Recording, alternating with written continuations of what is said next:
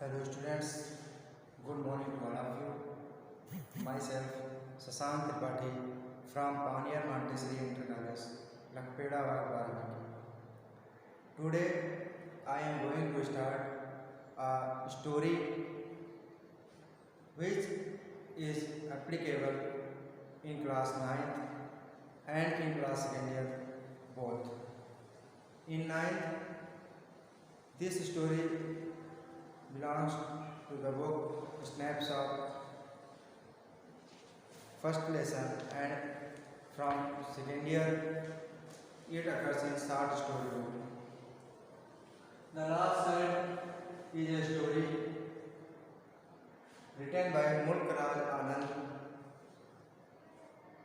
Mulk Raj Anand was an Indian story writer. He has here tried to describe a child's psychology, what he demands with his parents and what he wants without his parents after losing his parents.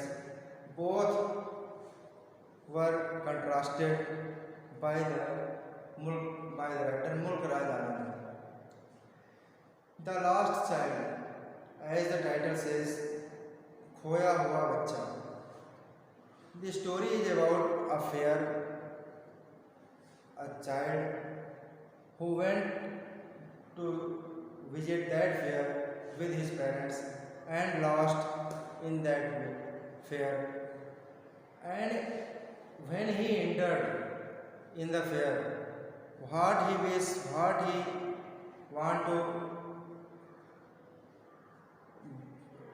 want to express to his parents to buy him, and what he want after losing his parents with a person who had taken him as in charge.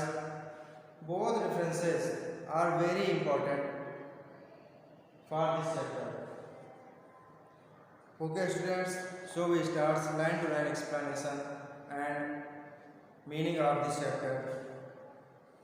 It was the festival of spring, बसंत का त्योहार था.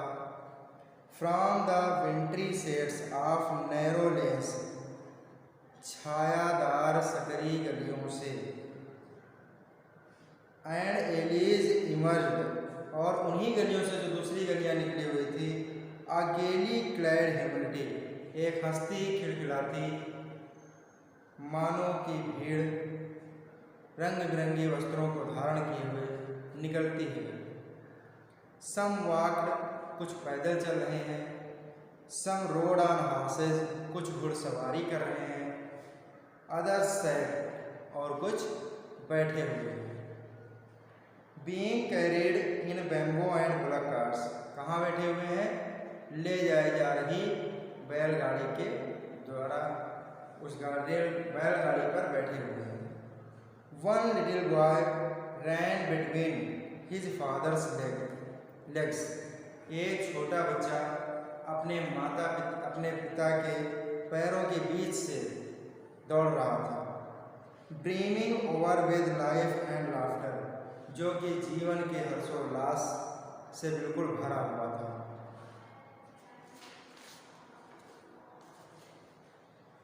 Come child come, called his parents. उसके माता पिता उसे बुलाते हैं, आओ बेटा आओ. As he lagged behind, जब वह पीछे छूट जाता है. Fascinated by the toys in the shops that lined the way, आकर्षित हो जाता है. Fascinated मीन्स होता है आकर्षित हो जाता है उन खिलौनों के द्वारा जो लाइन से बिछे हुए हैं, लोग बिक्री के लिए लगाए हुए हैं गली के किनारे. He hurried towards his parents, जल्दी से शीघ्रता से वह अपने माता पिता की ओर दौड़ता है. His feet obedient to their call, और उसके जो पैर हैं वह अपने माता पिता की पुकार का अनुसरण करते हैं. His eyes still lingering on the receding toys, उसकी आंखें अभी भी पीछे छूटते हुए खिलौनों को देख रही हैं.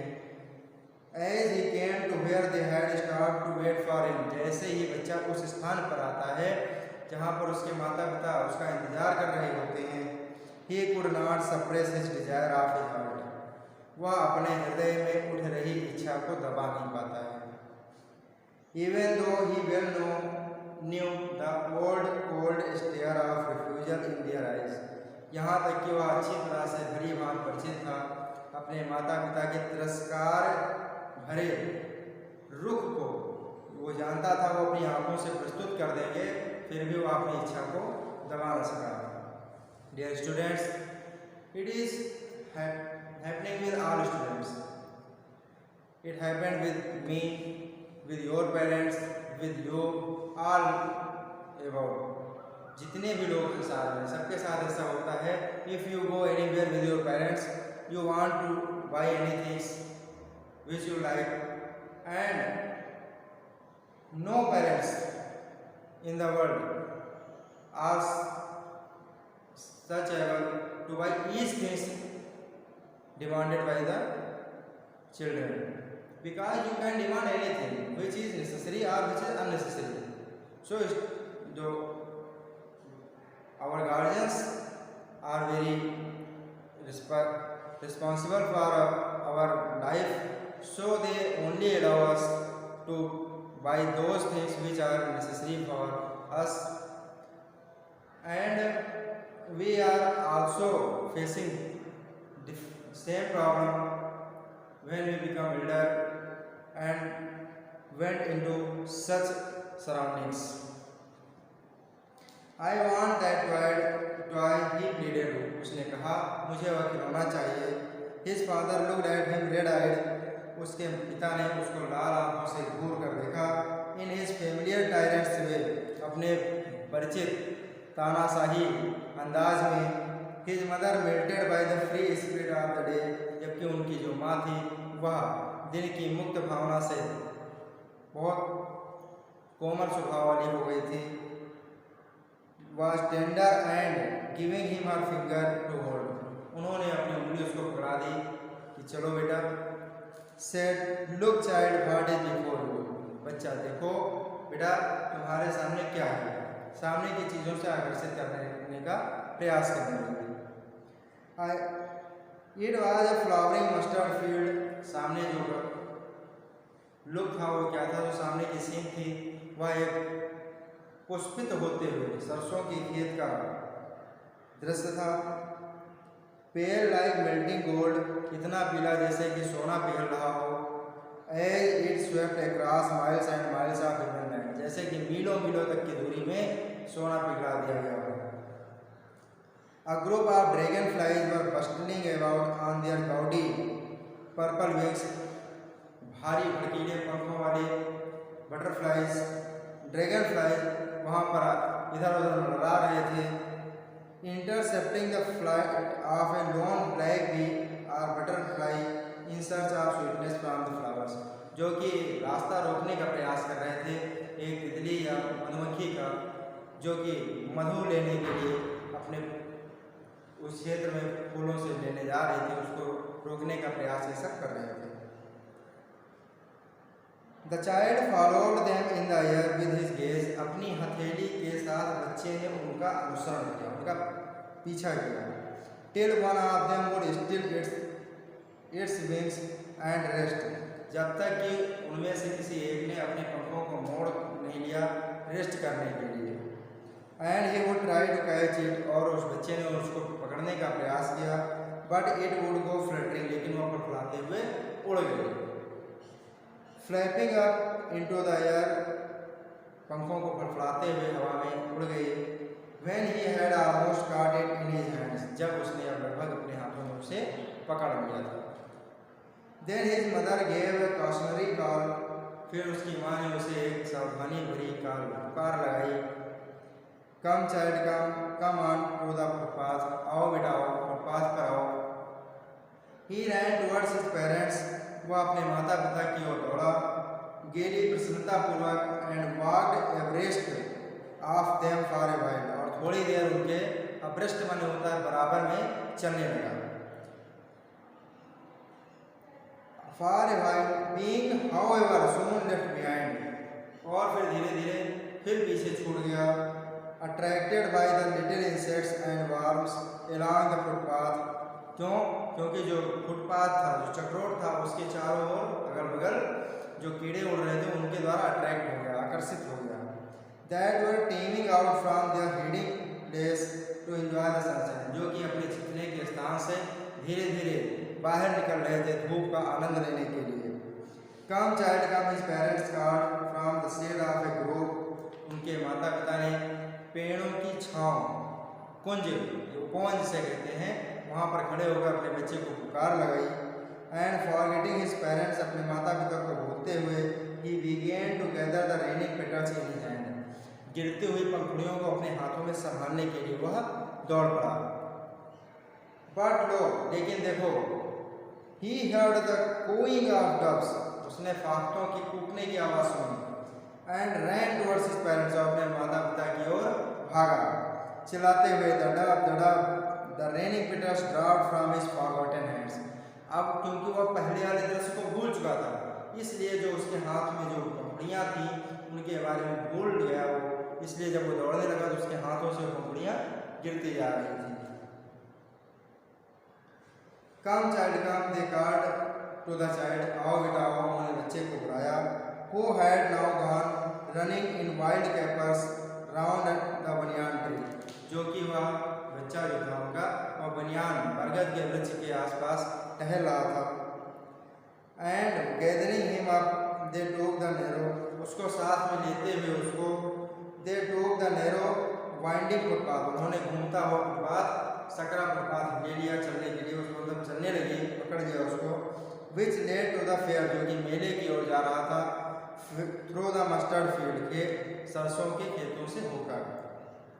As a near the village, जैसे ही वह गांव के पास पहुंचे, द चाइल्ड कुड सी, बच्चा देख सकता था, मैनी अदर फुटपाथ्स, कई और फुटपाथ, फुल ऑफ थ्रॉन्ग्स, जो कि भीड़ से भरे हुए थे। थ्रॉन्ग्स माने होता है crowd, people. Converging to the whirlpool of the fair, जो कि पढ़ते हुए जा रहे थे सारे रास्ते, सब तरह के रास्ते एक तरफ से बढ़ते हुए जा रहे थे, एक तरफ जहाँ पर वो फेयर था, इस फेयर को ही वर्लपूल नाम दिया जाता है।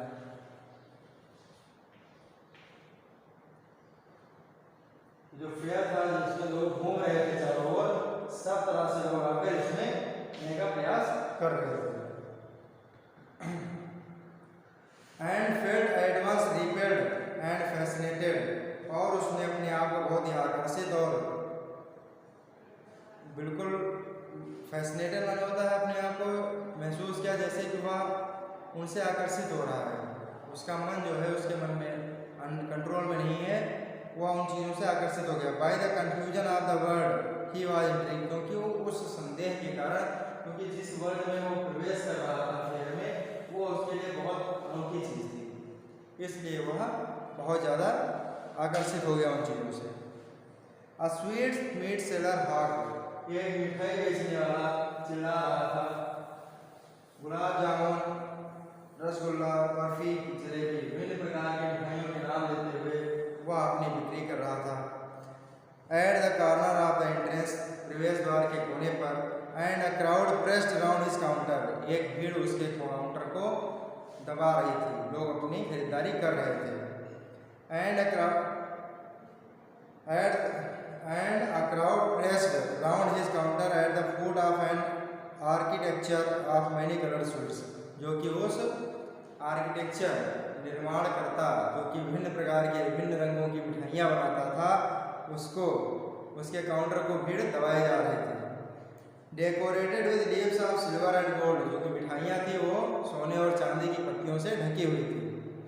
द चाइल्ड स्टेयर्ड ओपन आइड, बच्चे ने खुली हुई आंखों से मिठाइयों को देखा।